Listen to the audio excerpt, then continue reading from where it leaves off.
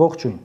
Այսօր ազգային ժողովում երկու ուշագրավ բան տեղի ունեցավ, որը բավական է հիմնավորելու համար իշխանության ձևականությունը։ Սրանք երևի բացի Ղարաբաղը հանձնելուց մնացած ոչ մի բան չեն անում համոզմունքով։ Անում են ձևական, ինչ որ բան ցույց տալու համար, ինչ որ մարդկանց ինադու, ինչ որ մարդկանց ցավացնելու համար։ Տակը չկա օրենք, կան կուսակցական, անձնական շահեր։ Մինչ գլխավոր թեմային անցնելը նախ երկու զավեշտի մասին։ Ազգային ժողովի անվտանգության աշխատողները քաշքշելով խլեցին լրագրողների ձեռքի պաստառը, արգելելով ակցիա անել խորհրդարանում։ Ինչու էին լրագրողները ակցիա անում, որովհետև ԿՊԱ-կան падգամավոր Քոչարյան Անդոնը կոպտել էր մեր գործընկերուհուն։ Լրագրողներին վիրավորելը եւ պատասխանատվություն չկրելը սովորական է ԿՊԱ-կանների դեպքում, որովհետև չեն պատժվում։ Ավելին, թիմի ներսում խրախուսվում են։ Երբ ԿՊ-ի լրատվամիջոցի ներկայացուցչին թթու խոսք են ասում, կալանավորվում են։ Եթե ԿՊԱ-կանները ոչ ԿՊԱ-կան լրագրողներին թթու խոսք ասում ու գործողություններ են անում, քաջալերվում են։ Ասում են լրագրողն իրավունք չունի ակցիա անել ազգային ժողովում։ Այսինքն պետք է լրագրողին վիրավորեն, զրպարտեն ու անցնի գնա։ ԿՊԱ-կան Արթուր Հովհաննիսյանը, Անդրանիկ Քոչարյանը, Քրիստինե Պողոսյանը ու այլ ԿՊԱ-կաններ պետք է փողոցից գան, բազմեն ազգային ժողովի падգամավորի աթոռին ու վիրավորեն լրագրողներին, բայց իրենց դեմ ակցիա անել չի կարելի։ Այսօրվա մի կարճ զավեշտի մասին ևս։ Նիկոլ Փաշինյանի նախկին օգնական, այժմ գլխավոր դատախազ Աննա Վարդապետյանը խորհրդարան էր եկել այսօր նախկին ԿՊԱ-կան Հովիկ Աղազարյանի հետևից։ Վաղն էլ կգա հանրապետական Տարոն Մարգարյանի հետևից։ ԿՊԱ-կան Հովիկ Աղազարյանին ըստ մեղադրանքի ավելի քան 1.5 տարի առաջ առաջարկել են 200-ից 300,000 դոլար կաշառք, որ իր պաշտոնյական դիրքը օգտագործի եւ առանց համապատասխան փաստաթղթերի կամ կեղծ փաստաթղթերով ոչխար արտահանեն Արաբական Միացյալ Էմիրություններ։ Մեկ այլ դրվագով ինչ որ քաղաքացի 2024 թվականի հունվարին, այսինքն 1 տարի 2 ամիս առաջ, ասել է, որ 2021 թվականին 23,000 դոլար եւ 300,000 դրամ է տվել Հովիկ Աղազարյանին, վթարային վիճակում գտնվող դպրոցը քանդելու, այդ հողատարածքի մի մասի վրա դպրոց կառուցելու, իսկ մյուս մասի վրա բազմաբնակարան բնակելի շենք կառուցելու թույլ տվություն ստանալու բարեխոսելու համար։ Դատախազը միջնորդեց, որ падգամավորները թույլ տան Աղազարյանի նկատմամբ քրեական հետապնդում հարուցվի։ Եկեք ճիշտ հասկանանք։ Այս ամենը չէր լինի, եթե Աղազարյանը հլու հնազանդ ենթարկվեր Փաշինյանին եւ SMS-ով հրաժարական տված լիներ։ Սա աքսիոմատիկ կարող ենք ասել։ Փաշինյանը ոչ թե այս դեպքի հետ կապված էր Աղազարյանի հրաժարականը պահանջել, այլ մեկ այլ միջադեպի արդյունքում, որով ազատեց Քարամյանին ու այլ պաշտոնյաների։ Դա կապ ուներ ոչ թե կոռուպցիայի հետ, այլ միգուցե իշխանական վերադասավորումների հետ, լրիվ այլ պատճառներով այսինքն։ Հետևաբար, այս գործընթացները կոռուպցիայի հետ կապ չունեն։ Իրենք թիմով կոռուպցիայի հետ օքեյ են։ Այնքան ժամանակ, մինչև իրենք ուսապարկի պես ենթարկվում են խմբակի ղեկավարի կապրիզներին եւ պատկերացումներին։ Հենց չեն ենթարկվում, միանգամից պարզվում է, որ կոռուպցիայի կամ ինչ-որ պատժելի բաների մեջ են։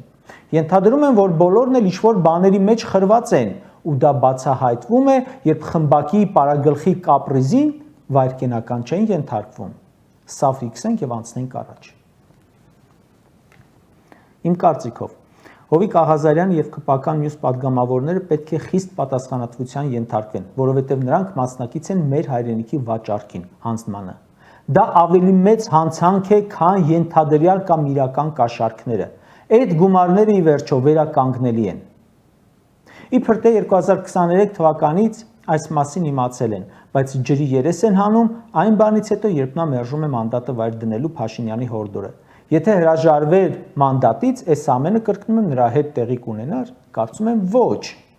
Նախկին ԿՊԱ-կան падգամավորն ասում է Նիկոլ Փաշինյանը թիմի բոլոր անդամների վրա ունի սեռական, կոռուպցիոն եւ այլ կոմպրոմատներ, դրա համար էլ վախենում են եւ հնազանդվում։ Գուցե դրա համար ԲԴԽ նախագահը, հակակոռուպցիոնի նախագահը, ներքին գործերի նախարարն ու այլոք SMS ստացան, թե չէ գնացին։ Իսկ օրինակ Աղազարյանը, Քերոփյանը, Փիլոյանը հրաժարվեցին հրաժարական տալ, ու մեկի տնից ապօրինի Բաքսի հայտնաբերվեց, մեկի մոտ սարքած տենդեր, մեկի մոտ չարտահանված ոչխարներ։ Այն, որ ԿՊԱ-կան իշխանավորները պետք է պատասխան տան, ի վերջո միանշանակ է։ Փաշինյանի օգնական դատախազը հերթով գնալու է բոլորի հետևից քաղաքական հրահանգներով ու դատախազի հետևից էլ մի օր գնացող կլինի։ Ալեն Սիմոնյանը իդեպ ասում է, ընդդիմությունը ոչ թե Հովիկ Աղազարյանին է պաշտպանում, այլ հերթական անգամ ուզում է ցույց տալ, որ Նիկոլը վատն է։ Ընդդիմությունը չտեսա, որ Հովիկ Աղազարյանին է պաշտպանում։ Ու ընդհանրապես ԿՊԱ-կաններին կարծում եմ պետք է պաշտպանեն իրենցից բացի մեկ էլ փաստաբանները։ Նշեմ, որ Աղազարյանը խորհրդանում շարունակում է քվեարկել ԿՊԱ-կանների պես, 1-2 բացառությամբ, այսինքն թիմի մասը իրեն համարում ըստ երևույթին։ Իսկ թե ինչպես է քվեարկում ԿՊ-ն, այդ մասին է իմ այսօրվա հիմնական ասելիքը։ Այսօրվա նիստում ԿՊ-ն մեկ կարևոր նախագիծ մերժեց, մյուսը ընդունեց։ Ընդունեց Եվրոպական միությանը Հայաստանի անդամակցության գործընթացի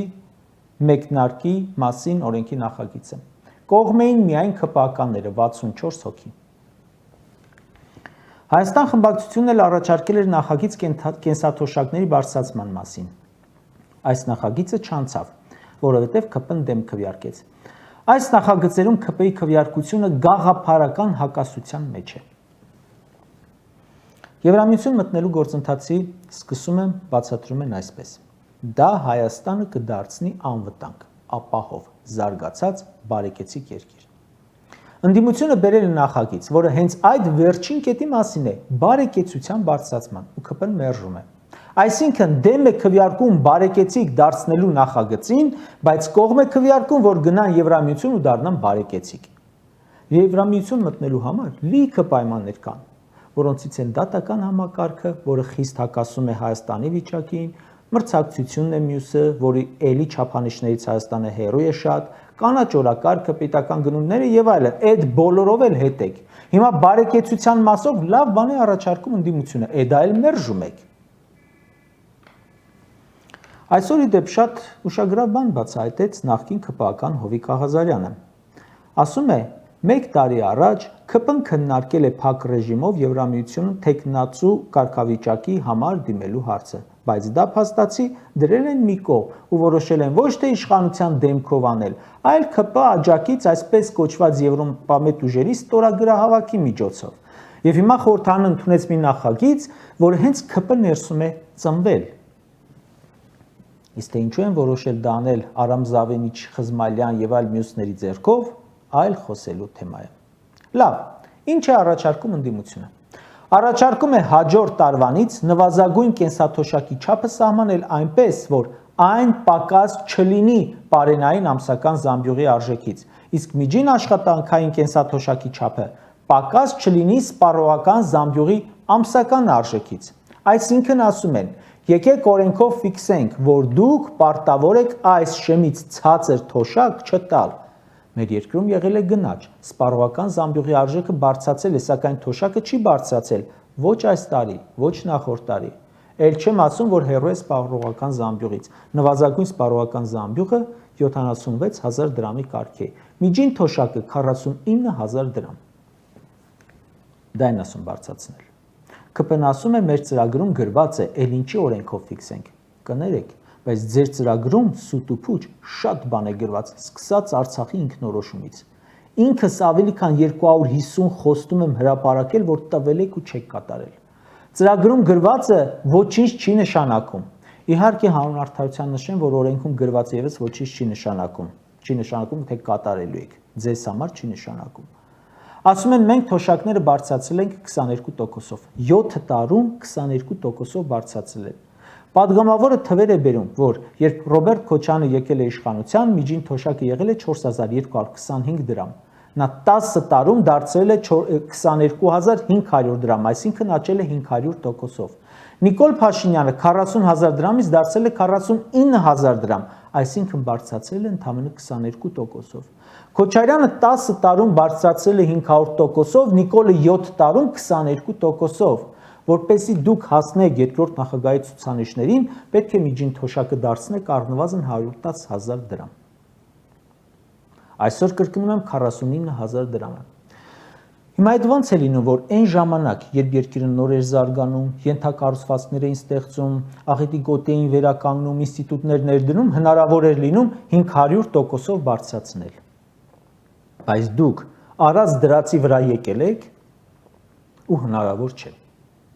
Ինչպես է լինում, որ երկրորդ նախագահը 10 տարում ընդամենը $700 միլիոն պարտք է վերցնում, բայց թոշակը բարձրանում է 500%-ով։ ՔՊ-ն 7 տարում $7 միլիարդ ավելացնում է պետական պարտքը, թոշակը բարձրանում է ընդամենը 22%-ով։ Ռոբերտ Քոչարյանը 500%-ով թոշակ է բարձրացրել, բայց ոչ թե պարենային ապրանքները մի քանի անգամ թանկացել են, այլ եղել է չնչին թանկացում։ 10 տարի հոսանքի համար, գազի համար, կաթի համար, մսի համար, շաքարավազի համար ու մյուս բաների համար գրեթե նույն գինն ես վճարել։ Չնչին փոփոխությամբ։ Ձեր օրոք ապրանքատեսակը մի քանի անգամ է թանկացել։ Ու գիտեք որն է ցավալին, հարգելի թոշակառու։ Հենց խորհրդարան է մտնում պաշտոնյաների աշխատավարձի բարձրացման մասին նախագիծ, անհնար է որ մերժվի։ Դուք ձեր աշխատավարձը բազմապատկում եք, թոշակի վախտասում եք, փող չկա ու շանտաժ եք անում թոշակառուին, որպեսզի թոշակը եւս 22%-ով բարձրացնենք, պետք է ոչ պաշտոնյայի աշխատավարձ տանք, ոչ պարգևավճար տանք, ոչ վառելիք, ոչ դպրոց կառուցենք, ոչ ճանապարհ կառուցենք, ոչ ուսուցիչների վճարենք, մաքուր շանտաժ։ Ձեզնից շատ դպրոց են կառուցել, ձեզնից շատ փողոց են կառուցել, աշխատավարձ են տվել ու դրան գումարած 500%-ով միջին թոշակ են ավելացրել։ Դուք ամեն տարի $1 միլիարդ պարտք եք վերցնում, չգիտենք ինչ է դառնում։ Աշխատատեղ ստեղծեք, թող բոլորը այդ թվում թոշակառուները արժանապատիվ աշխատեն, վաստակեն։ Այդ որ հելակ ազգային ժողովի ամբիոնից ինչ որ թվեր ասացիք ու գնացիք տուն, դրանից տարեցի գումարը ավելացավ։ Չէ։ Սոցիալնախարարն ասում է, նախարարության բյուջեն ավելացել է, պետք է բարեկեցությունը բարձրացնենք, բայց թոշակները չի բարձրանա։ Այսինքն թոշակառուն այն խավի մեջ չէ, որ պետք է բարեկեցիկ ապրի։ Սա իշխանության վերաբերմունքն է ձեր նկատմամբ, սիրելի ժողովուրդ։